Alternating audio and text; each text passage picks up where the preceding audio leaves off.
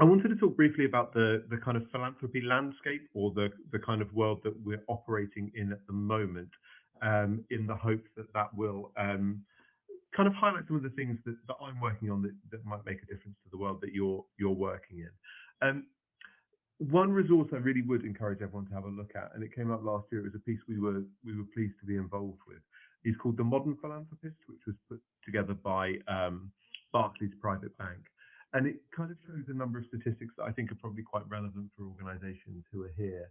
Um, the good news is that it shows that about 98% of high net worths are actively giving. So it's a huge number of people who are giving money to charity, and they are more interested in philanthropy than they have before. They really want to speak to their advisors about philanthropy.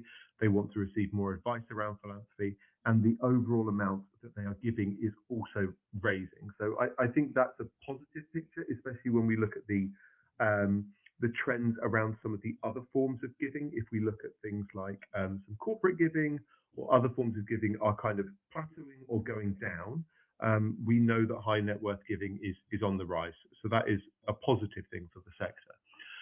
Some of the challenges that it poses, because I am conscious that this is not always an easy arena for lots of organisations to work in.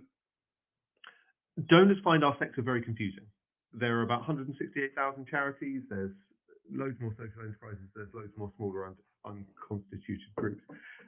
High net worth donors find our sector quite confusing, and they find it challenging and don't know where to start when they're starting to come in.